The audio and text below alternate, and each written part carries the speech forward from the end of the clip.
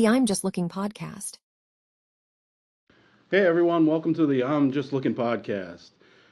So I hope everybody had a Merry Christmas, Happy Holidays, and I'm sure you know how us in the car business we're the shiny penny usually, and where everybody has a question for us about how to buy a car, what the lease payments are, and so on and so forth. You know how it is. Everybody wants to have a guy, so we're their guy. We love it though. So I figured I would start off this podcast just going over, sort of my experience in my past, um, because you're probably wondering, who's this guy trying to tell me about the car business, how to buy a car, how to sell a car, how to be a salesperson, how to be a service advisor. Who am I? Well, I did a lot of thinking about this, and first let me just start off by I'm not a professional speaker. I speak English broken, right? I'm not very clear. I mumble. I know that. I'm not a DJ. I'm not a radio DJ. I'm not an online personality of any sort. Uh, just a guy that spent a lot of time in the car business, and figured it'd be fun to talk about some of the stories that happen throughout the day. Also help people buy cars without all the nervousness and thinking that we're the bad guys. Answer any questions that you may have, which we've gotten a number of questions so far, so I hope I can answer one or two today. Um, so who am I, right? So I just wanted to clear it up that I don't speak very well. So, but who am I? So, 20 plus years in the car business, right? Actually 25 plus years, and I figured it out the other day. I thought it was interesting. I think it was about 90,000 hours in a car dealership. So, we spend a lot of time, us in the dealerships spend more time here with our work families than we do sometimes with our, at-home families. So we do spend a lot of time, but it's never of a lack of interesting things happening throughout the day. That's for sure. So yeah, so about 90,000 plus hours. I started in the car business back when there were no smartphones. We couldn't just look up, hey, let me just give you an idea what your car's worth. Let me, look up what this used car is selling for when you're out in the lot. We had printouts of used car inventories and new car inventories. And we kind of carried around, folded them up in our pockets back in the day. Yes, and the phones we had, with had the flip at the bottom. May have been able to text, but I'm not even really sure if you can do that.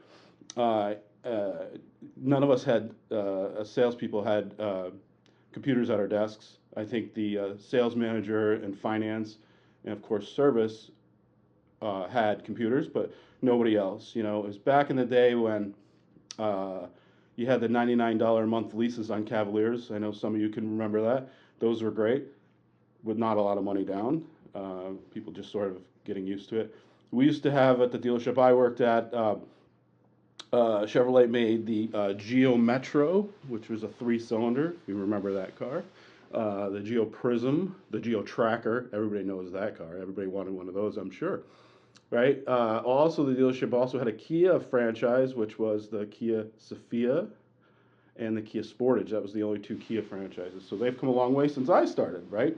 Um, so that kind of gives you a general idea of how far back I started. And truthfully, when I was started, I was a nervous kid. But I remember hiding in the back when a customer would come through the front door, which makes sense in the car business and when you sell, right? You hide from customers. Yeah, that was me. It took me a minute to get familiar and get comfortable in sales. And I had some great managers, fortunately, when I first started, and that's the key. In the car business. Oh, let me mention this. I do ramble, so if I get off topic, I'll get back on, I'm sure. So the key to success in the car business was managers. It's no different than a football team. Some of these uh, quarterbacks that come out of college are super successful at college, but when they go into the NFL, they crash and burn. And don't hold this against me, you New York Giant fans, please. But Daniel Jones, for example, he came out and he just didn't have a good coach that would help him move his career along. And then he goes to Indianapolis. Unfortunately, he got hurt, but he goes to Indianapolis and has great success. So sometimes it's just about having great coaches, and I can definitely say I've had great coaches throughout my career.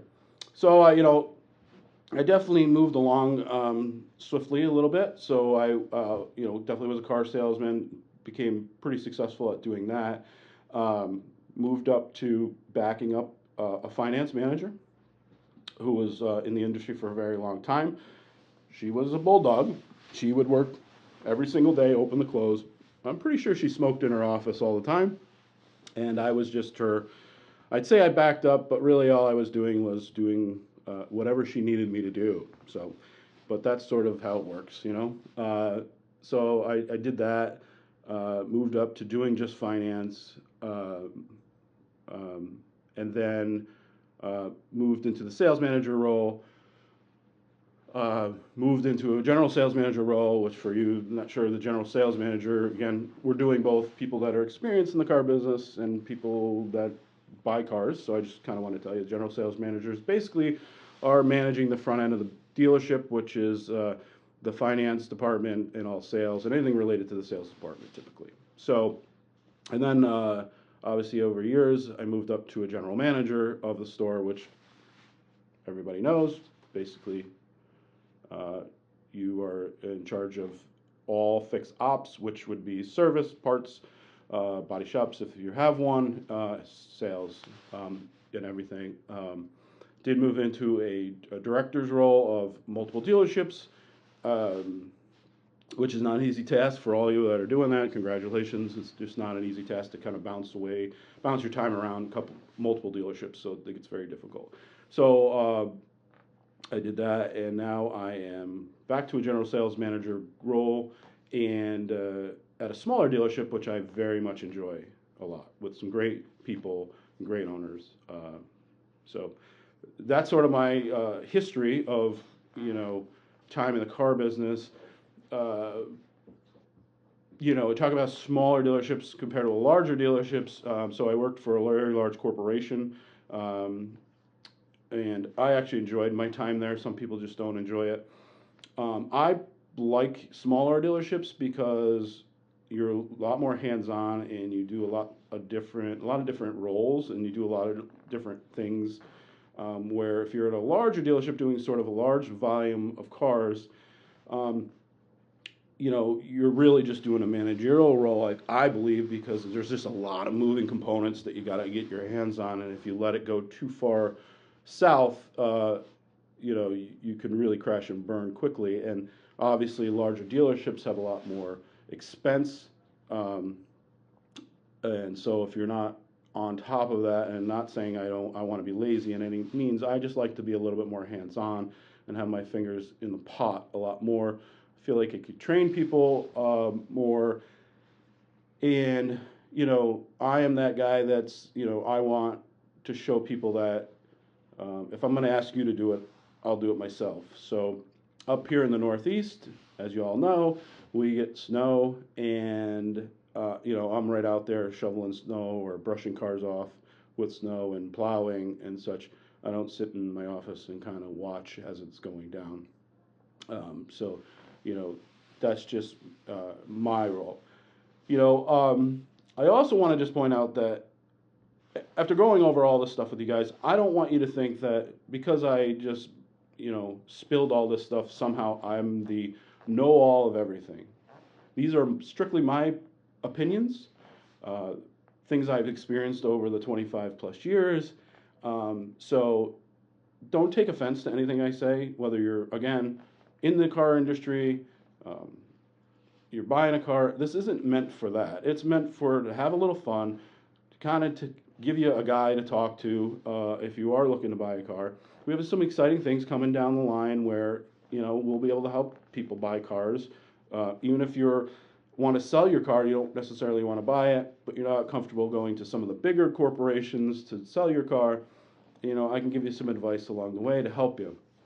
So with that being said, please, anybody that wants to be on this podcast, I'd love for you to reach out. We'll figure out a way. Hopefully, come do it in person with me. If not, we can figure out a way to do it, and we can record you doing it elsewhere. So if you're from somewhere else in the country or not close by and you want to, you're part of the car industry, I don't care if you're in, if it's directly in the industry, meaning you work for a car dealership, or you decide, or you work with insurance, or anything related to a car.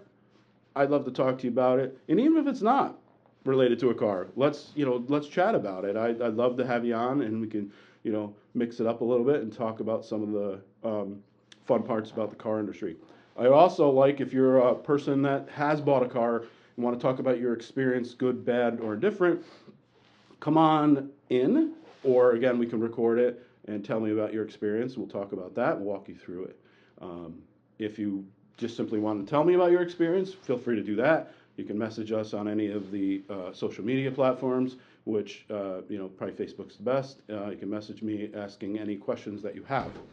So that's it in a nutshell. Again, hopefully we can do one of these every week. I'm hoping for it. Obviously, sometimes it gets a little busy around the holiday season. Again, gets a little delayed, but I have a lot of ideas of things that'll make it fun and people that you would like to hear from. So send me a message. Let me know what you want to talk about. Tell me ask me any questions that you may have, and we'll be sure to get it out there as much as you can. But if you can, go ahead and share us on all our platforms. We are on Spotify, we're on YouTube, Facebook, Instagram. I don't really know much about TikTok, but we'll get that set up somehow. And then, we'll try to get on the other podcast sites as we go along further. So love to hear from you guys, and we'll talk to you soon. I'm going to hope to do another question, so hopefully we'll follow up with a question here soon. All right? Thanks, guys. We'll talk to you soon. All right, we have a question we're going to answer for somebody today. This was actually, we've gotten several questions similar to this, so we'll go ahead and answer that for everybody. So the question is, do I get a better deal if I buy at the end of the month or, as we're coming up here, the end of the year? So that question is a yes and a no, right? So let's just dive into that, right? So the question I get a lot is, you know what I mean? You guys are busier at the end of the month. Why? Do I get a better deal? Is that why everybody comes in? Everybody thinks that. And the answer is absolutely not. You don't get a better deal, whether it's the first day of the month or the last day of the month. That deal we can do that deal throughout the month. It doesn't matter if it's the beginning or the end. So is there a motivating factor for us if we need to hit a number or a goal at the end of the month that we may stretch and go and give you a better deal? That is a possibility. So that's where the answer comes in, yes or no. The deal is still there. The deal is you can do the same deal, whether it be day one, day two, or throughout the month, or at the end of the month. But certainly if we're going to try to push to hit a number that we have to hit, which I'll explain that in some future episodes, but we do set, the manufacturer sets a goal for us every month. And obviously the owners set a goal for us every month, and we set our own goals. So, if we're close to it, we definitely shoot for that. The end of the year is also the same sort of case. So, we all set a goal for ourselves internally, whether it be, by the year. And if we know we're close and we can hit that, then we certainly will stretch a little bit more. Me personally, I don't ever like to, I like to hit the ground running from day one. So the same deal I would do on day one would be the same I would do on day 30. I wouldn't need to stretch because I will be just as aggressive one way or another. The manufacturers, however, like the current one that I work for, which